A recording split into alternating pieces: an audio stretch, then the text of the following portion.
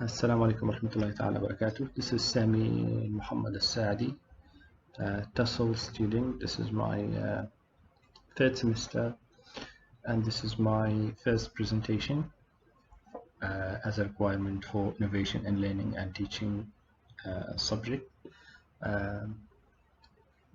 taught by the Associated Professor Dr. ID and Dr. Muhammad Afzamiman.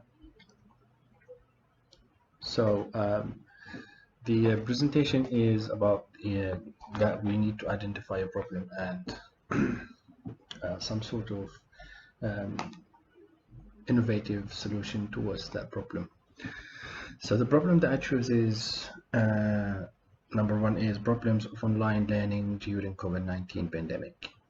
So this is the problem that I choose to look at. So I went through the requirements for this assignment and I took them as subheadings and tried to answer them one by one. So the first one under problem statement is, what is the problem that you found? So as I stated before on the main title, the problem is online learning and teaching difficulties during the outbreak of COVID-19. For example, some example to elaborate and show connectivity issues, which is related to internet connection, lack of attention, which is more related to students, because when students attending online sessions and classes, sometimes they don't pay attention because there is no one is watching over them while they are attending the online sessions and classes. So sometimes they just say that we are here, they attend the class, but they just leave and they keep doing some other stuff, and teachers keep explaining while there is no one there and they don't know whether the students are paying attention or not. Isolation and shyness also related to students, lack of attention to primary and secondary schools, online learning from government, because from what I have seen that most of the attention is focused on higher educational institution, universities, all of these higher education facilities, they do have some sort of attention towards the online learning and distance learning, while the schools like the primary schools and secondary schools, they don't really have much of attention towards the e-learning. Who is affected by the problem and how many? So basically I'm looking at the International Saudi School in Kuala Lumpur, and it is actually applicable to all primary, secondary, and tertiary schools in Malaysia and also all over around the world. So it can be generalized on all schools, not only just one particular school. But I chose a school as a sample to show what I'm trying to do. Then we have why it is important to solve this problem. This is important because if we look at the way it's going on right now, I would say because of the COVID-19 outbreak, people are trying to keep their social and physical distancing from each other, and by doing so it will not be possible to commence in attending face-to-face learning classes and methods of teaching. So the only way to do this is by having online sessions and doing the distance learning idea and methodology, all these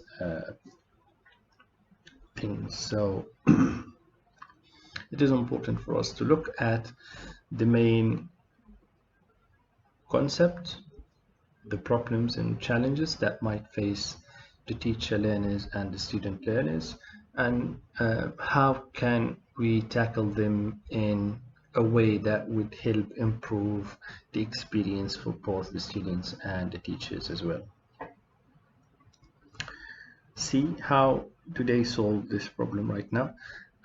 Basically by slowly shifting towards distance learning, by implementing new teaching methods and ideas, they try to solve these problems by looking at them one by one and trying to provide some solutions.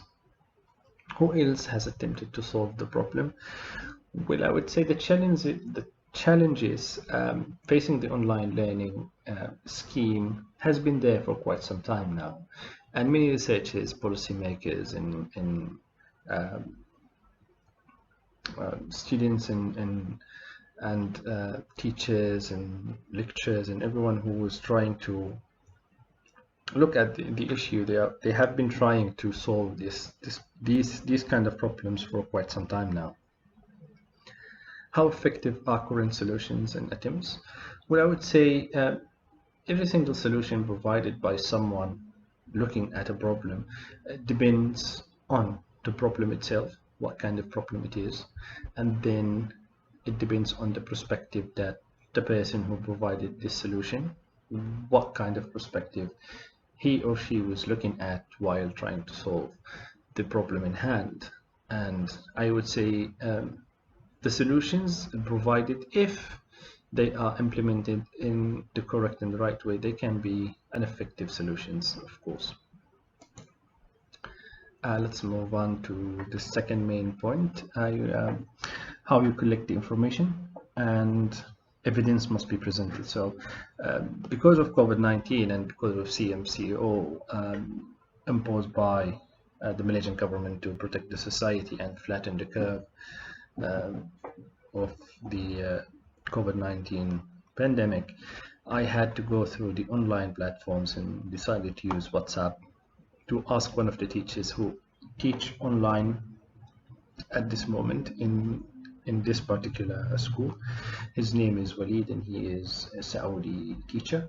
He's at the moment in Kuala Lumpur and he is doing a master's in TESOL in UTM as well. This is his last semester. So I contacted him and I asked if he is willing to help me doing this, and he said okay, yes, there is no problem. So the evidence is here in these 3 pictures, showing me asking him some questions and he's trying to answer these questions. Okay, the third point is, how are you going to help in order to solve the problem? Suggested project or innovation. Well, the suggested project for this presentation, it is actually an application, an app that can be used for national schools in Malaysia.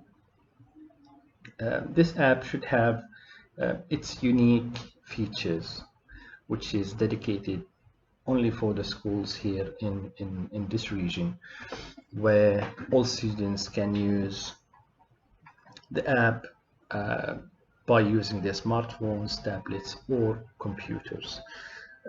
Basically, I want this app to be able to be downloaded on the smartphones, because from what I have seen here, most of the people, they do have up-to-date or at least up-to-date smartphones, and not everyone is having the luxury of having their own laptop or PC at home.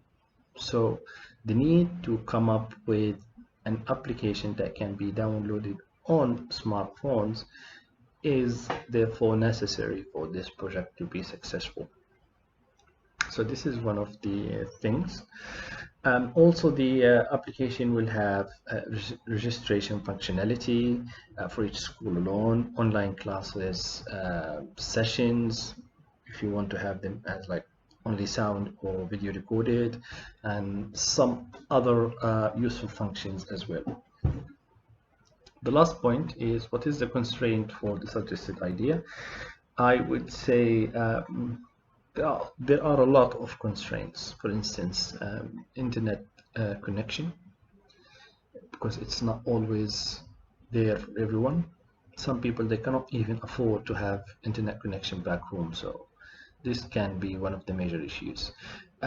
Also, if we look at it from another perspective, we can say that training sessions for teachers, which gonna take some time and money to do this, because introducing a new application can be a little bit complicated to get familiar with. So sometimes we need to have some training sessions for teachers so they can be able to use this new app, and they can be able to explain the features to the students.